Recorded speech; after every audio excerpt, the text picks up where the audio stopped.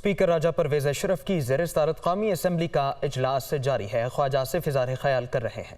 उनके हदूद जो डिफाइन हुए हैं उनकी वायलेशन हो रही है।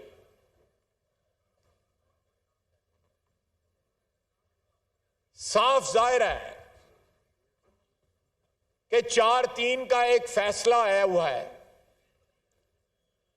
और उस फैसले की खिलाफ वर्जी करते हुए, उसको इग्नोर करते हुए मिनॉरिटी एक फैसला भी मैं उसको नहीं कहूंगा, वो फैसला नहीं है, उसकी कोई आईनी वक़्त नहीं है, लेकिन उसको एक फर्द वाहिद जो है वो इंपोज कर रहा है, उसको मुसल्लत कर रहा है, उसके जरिए जो है इमरान खान को रिलीफ दे रहा है और एक फितने को जो है हवा दे रहा है।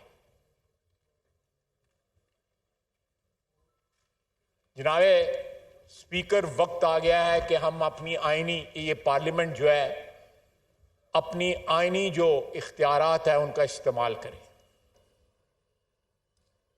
मैंने जो बताया है ये हमारे जो जज साहिबान हैं 3-2 वाले, तो मिसकॉन्डक्ट के जुमरे में आता है। पार्लियामेंट को सुप्रीम जुडिशियल काउंसिल को रेफरेंस भेजना चाहिए मिसकॉन्डक्ट का, और आइन के तहत जो भी कार्रवाई दर्ज की गई हुई है आइन की किताब में उस पर अमल दरामद होना चाहिए।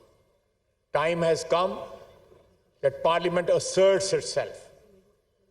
जो आइन और उसका कानून जो है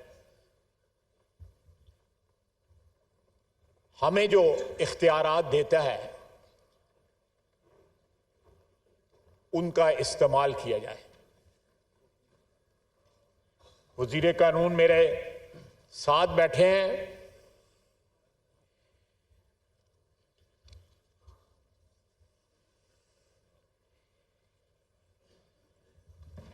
इसी आइन ने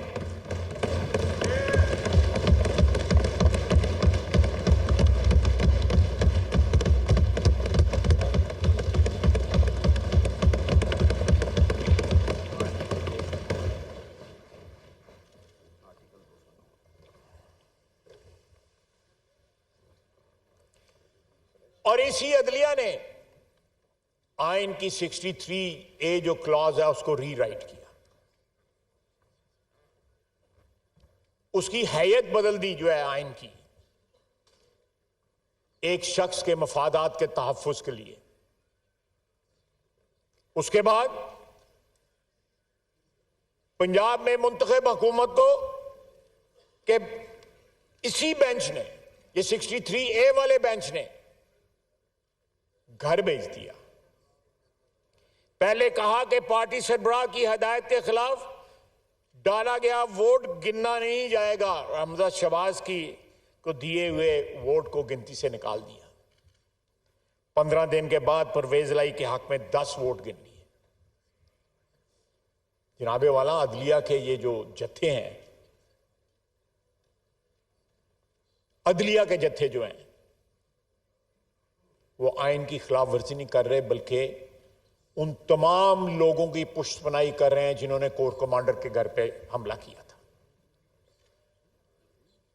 जिन्होंने हमारी कौमी शोहदा के जो कौमी यादगारें जो हैं, गाजियों की यादगारें जो हैं, हम सियासतदानों के और इस पार्लियामेंट के इख्तलाफात रहे हैं, फौजी हुक्मरानी से इख्तलाफात रहे हैं, लेकिन आज जब फौज जो है वो आइन और कानून के मुताबिक अपना रोल अदा कर रही है, तो हमारी तारीख के वो रोशन बाब जो हैं जिन पे हमें फख्र है, हमारी पिछली नस्लों को भी फख्र है और आने वाले नस्लों की को भी फख्र होगा, उन यादगारों को मिस्मार कर दिया। जिना हाउस या कोर कमांडर हाउस इसलिए जरूर मुतबर्रक होगा या मुकद्दस होगा कि उसमें एक फैमिली रहती है, लेकिन उसके मुकद्दस या मुतबर्रक होने की सबसे बड़ी वजह है कि वो कायदे आज़म का घर था और फौजी कमांडर का घर है, ऑफिशियल रेजिडेंस है। जब उसको वायलेट करते हैं तो हमारा दुश्मन जो है, जिस तरह पिछले 4-5 दिन से टेलीविजन के ऊपर तमाशा लगाया हुआ है इंडिया ने, उसके बाद जनरल हेडक्वार्टर्स के ऊपर हमारे पे हमला होता है। इससे पहले तालिबान ने हमला किया था, तहरीक तालिबान पाकिस्तान ने। क्या हमारे सुप्रीम कोर्ट को ये बातें नजर नहीं आ रही? या वो इमरान खान के इश्क में इस तरह सदके कुर्बान हो रहे हैं? उनके बस में होता अपनी कुर्सी से नीचे आके उसका आगे जफ्फी डाल लेते उसको। कहते हैं मुझे देख के आपको बड़ी खुशी हुई है। जनाब वाला हजरत उमर रज़ियल्लाह अदालत में हाजिर हुए, जज जो है वो एहतरामन खड़ा हो गया। हजरत उमर ने उसको डी नोटिफाई कर दिया जज को। क्या हम इनको डी नोटिफाई कर सकते हैं? मैं इसलिए कह रहा हूं कि सुप्रीम जुडिशियल काउंसिल को रेफरेंस भेजें, ये पार्लियामेंट रेफरेंस भेजे। वक्त आ गया है कि पार्लियामेंट जो है, जो उसका रोल है आइन के तहत, वो बनवाए उस रोल को, हमारे रोल को या हमारे तकद्दस को जो है बड़ा पामाल किया गया माजी के अंदर, बड़ा पामाल किया गया। उसमें हमारा अपना कसूर भी है, लेकिन आज ये ऐवान जो है ये अपना तारीखी रोल जो है वो अदा करे। ये जो लाहौर में बैठे हुए हैं,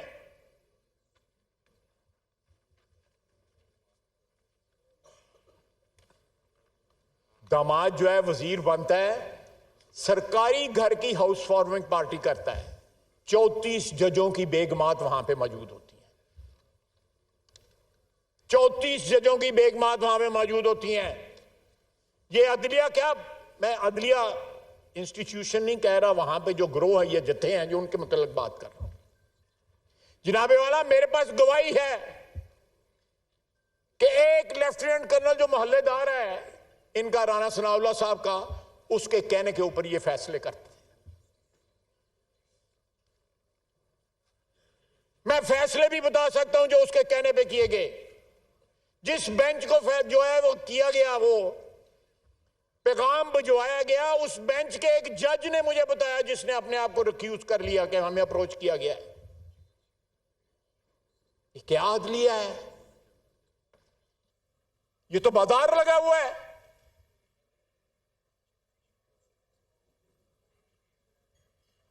और फिर कहते हैं कि आप जाएं, 10-12 बंदे भी साथ ले जाएं, गपशप लगाएं, उसके बाद सो जाएं। चीफ जस्टिस साहब, उसके साथ लोरी वाला भी कोई बंदा भेज दें जो जाकर उसको लोरी दे, ताकि वो सो सके।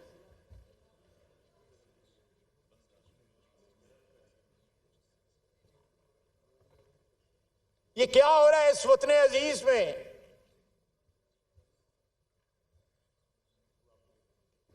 जनाबे वाला, उसको कस्टडी के अंदर, और साथ ये कहा गया कि इसको फोन की सहूलत दी जाए। मियां नवाज शरीफ की बीवी जो है दम तोड़ रही थी, वो मिन्नतें करता रहा कि मुझे बीवी से बात करने दो, उसको किसी ने फोन पे बात ना करने दी। ये भी तो हमारी तारीख का हिस्सा है। 3 दफा का वजीर आजम था, किसी ने बात ना करने दी, उसकी बीवी जो है वफात पा गई। क्या ये जख्म जो है मियां नवाज शरीफ के दिल से मुंदमिल हो सकता है? नहीं हो सकता। और आप उसको सहूलतें दे रहे हैं। वो अंदर से, कस्टडी के अंदर से जो है एड्रेस कर रहा है और कह रहा है आजम स्वाति। आजम स्वाति, वो आजम स्वाति नहीं जो आप समझते हैं। आजम स्वाति एक खातून है जिसका कोड नेम है, जिसके जरिए पैगाम रसानी होती है, फैसले लिखवाए जाते हैं। आदम स्वाति वो नहीं है जो आपको पता ही है, सारे उनसे मुतारिफ हैं।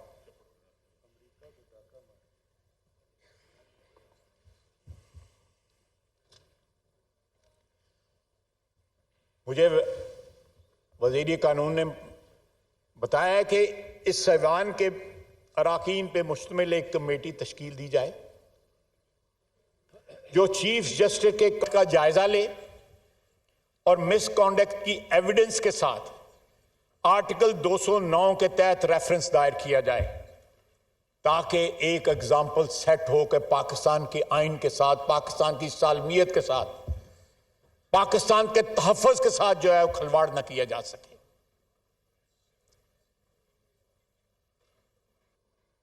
इस वतन अजीज के शार का, रवायात का, यादगारों का मजाक न उड़ाया जा सके और वो निकल के,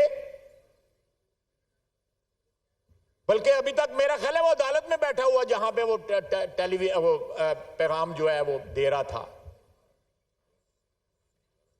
आर्मी चीफ के खिलाफ उसने शुरू कर दी बात। पहले आर्मी चीफ को वालिद साहब बनाया हुआ था।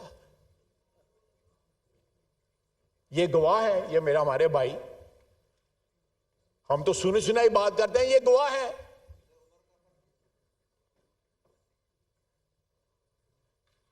और उनके साथ क्या किया, फिर जब वक्त आया तो उनके साथ क्या किया। ये शख्स किसी के साथ वफा नहीं करेगा, मट्टी के साथ वफा करने तो बहुत दूर की बात है, किसी के साथ स्वाय अपने मफादात के खिलाफ साथ किसी के साथ वफा नहीं करेगा। और कहता है कि मैंने हिदायत नहीं दी। इसने ये तमाम जो रैम्पेज हुई है मुख्तलिफ शहरों के अंदर, जो तबाही और बर्बादी हुई है, इसने मैसेज दिया है पहले, जो वीडियो मैसेज उसका चला है। और वो खातून वजीर सेहत जो है,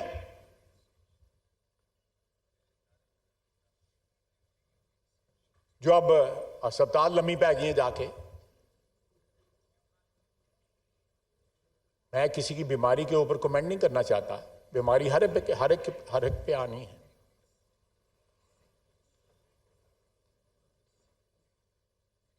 लेकिन अगर आप किसी चीज पे बिलीव करते हैं, मैं उसके सही गलत में बात नहीं करना, मैं उसको गलत समझता हूं, लेकिन इतनी दिलेरी भी होनी चाहिए। फिर पांव पे जो कहते हैं ना पंजाबी में, पैरों से फिर भार पा के खलोना भी चाहिए।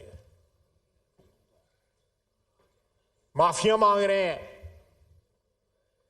वीडियो मैसेज चल रहे हैं, घरों में टेलीफोन छोड़ गए हुए हैं अपना, ताकि लोकेशन यहां पे जाहिर हो। पुलिस रेड करती है तो किसी और जगह होते हैं, फिर उसके बाद चादर और चार दीवारी की वायलेशन के जो है रोने रोते हैं। जनाब स्पीकर,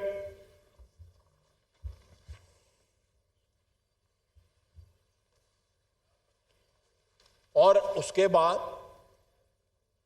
जो केस इनका जो है एक लोअर कोर्ट में चल रहा था, उसको नाकाबिले समाअत करार दे दिया गया। यानी कि भरमार है रिलीफ की, जो यके बाद दीगरे जो है चंद दिनों के अंदर दी गई, और कई 7 साल रेफरेंस जो है वो उसका पड़ा रहा। बाबर एस अहमद का जो अकबर एस अहमद का जो है उस पर कोई कार्रवाई ना हुई। अब जब सिलसिले चलने शुरू हुए हैं,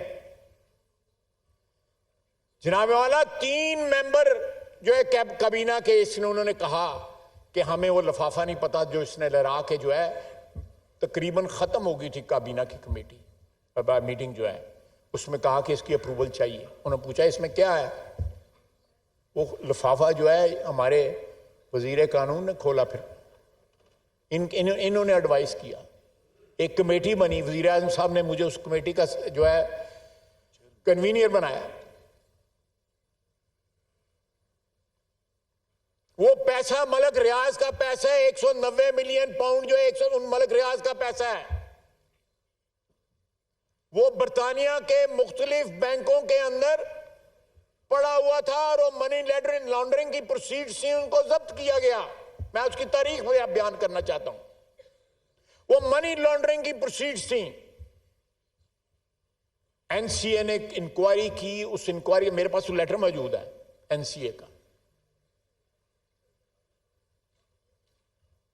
उसमें लिखा हुआ है कि सुप्रीम कोर्ट के अकाउंट में जमा कराया जाए, लेकिन सुप्रीम कोर्ट के किस अकाउंट में जमा कराया, उसका एक सब अकाउंट है मोफा में जो नेशनल बैंक है उसके अंदर। और वो लाइबिलिटी अकाउंट है जो साकिब निसार ने मलिक रियाज की क्रिएट की थी 460 अरब रुपए की, जो उन्होंने बैरिया टाउन के लिए जमीन खरीदी थी और उसके दाम जो है वो सैयदा ने किए थे, उनका तखमीना लगा के वो लाइबिलिटी क्रिएट की गई। वो जुर्माना नहीं है, लाइबिलिटी क्रिएट की गई। और वो पैसा मेरी जाती राय के मुताबिक जो है वो सिंध गवर्नमेंट का पैसा है।